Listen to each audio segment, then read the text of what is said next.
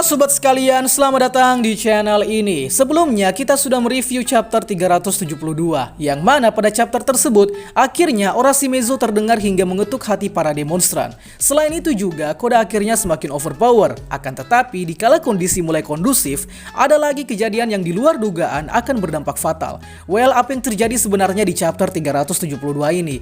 So untuk itu di konten kali ini akan kita bahas detailnya. Tapi sebelum lanjut, subscribe channel ini biar admin makin semangat buat kontennya. Dan mari kita mulai. Tujuan terselubung Prison Mike.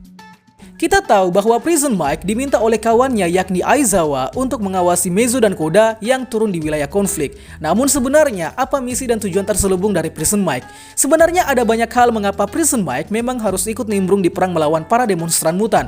Pertama, Prison Mike ini adalah guru dari para murid pahlawan di sekolah Yue. Sehingga kedatangan Prison Mike di sini adalah bentuk tanggung jawabnya sebagai seorang guru. Mengingat Aizawa tak bisa ikut nimbrung mengatasi para mutan sebab Aizawa memiliki peran penting saat ini, yakni menyokong aksi Monoma dalam mematikan kurik Shigaraki All For One di sekolah Yue.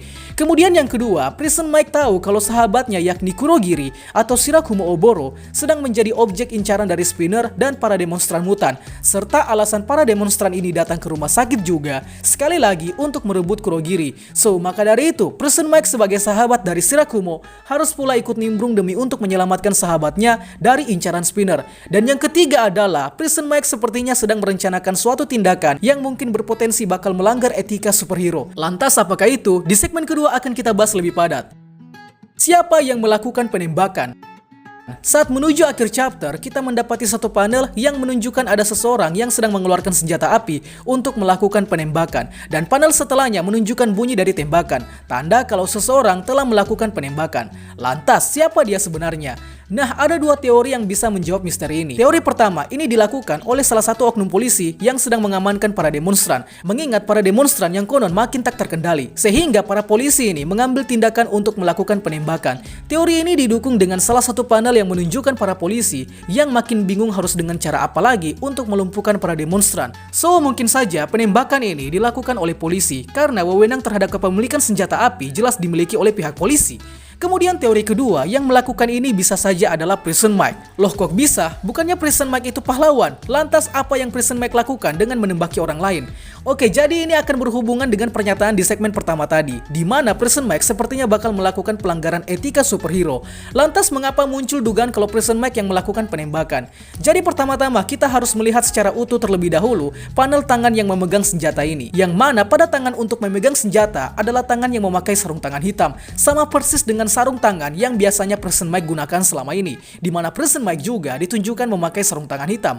Kedua, jika benar Prison Mike yang melakukan penembakan, maka bisa saja alasan Prison Mike melakukan tindakan tersebut adalah untuk mematikan Quirk Spinner dengan secara paksa, karena pistol ini kemungkinan besar berisi peluru penghancur Quirk. Ini bakal berakar terus sih teorinya. Jadi selain dengan serangan dari Quirk Eraser milik Aizawa, cara lain untuk mematikan Quirk orang lain secara paksa adalah dengan memakai peluru atau obat penghancur Quirk, yang mana peluru tersebut memiliki kandungan Quirk dari Eri-chan. Mengingat Eri-chan sedang berada di pangkuan Yue, sehingga bisa saja peluru penghancur Quirk bisa diproduksi oleh Yue dengan memanfaatkan Quick Rewind milik Eri-chan, sama seperti yang Overhaul lakukan. Lalu pertanyaannya pasti akan timbul, mengapa Prison Mike harus mengambil tindakan mematikan Quirk Spinner? Bukannya itu melanggar hak asasi manusia? Well, di perang yang saat ini terjadi, mengenai etika-etika kepahlawanan dan hak asasi manusia sepertinya sudah tak berlaku. Mengingat perang saat ini adalah sebagai tombak yang menentukan apakah dunia akan baik-baik saja atau berakhir di bawah kekuasaan rezim All For One. So, jika saja Prison Mike melakukan tindakan penembakan untuk mematikan Quirk Villain atau Spinner, maka tindakan tersebut dapat dibenarkan dengan syarat kondisinya benar-benar sangat darurat. Tapi sekali lagi, teori kalau Prison Mike yang melakukan penembakan sebenarnya cukup lemah. Sebab sampai di akhir chapter, faktanya Spinner masih memakai Quirk Durability dan Scale Armor. Oh, atau mungkin gunanya peluru penghancur Quirk untuk mematikan Quirk Kurogiri kah? Ya, kita tidak tahu pasti. Hanya Tuhan dan Bang Hori yang tahu. Bisa saja yang menembak ini adalah polisi yang kita sebutkan tadi, atau mungkin villain random. Tapi gimana menurut kalian? Silahkan tulis di kolom komentar kalau kalian ada pendapat. Seberapa kuat Octo Expansion dan Hitchcock Beards?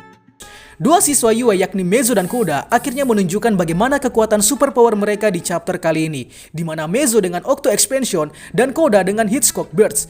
Kita bahas dulu Octo Expansion. Jurus ini terbentuk dari kekuatan Meizo yang adalah Dupli Arms, yang mana Meizo terlebih dahulu menggabungkan kedua tangannya, kemudian menduplikasi tangannya sebanyak mungkin, lalu melilitnya pada tangan kanan sebagai fokus utama, dan akhirnya akan membentuk lengan yang sangat kuat. Jurus ini efeknya sangat brutal sebenarnya, di mana scale armor milik Spinner bahkan sampai hancur berantakan. Andai saja Spinner tak memakai quirk bertipe defense, mungkin Spinner sudah jadi kadal geprek. Maybe tinjuan Meizo ini udah hampir setara dengan Detroit Smash milik Deku kali ya. Dan ini menunjukkan seberapa kuat Meizo yang sebenarnya.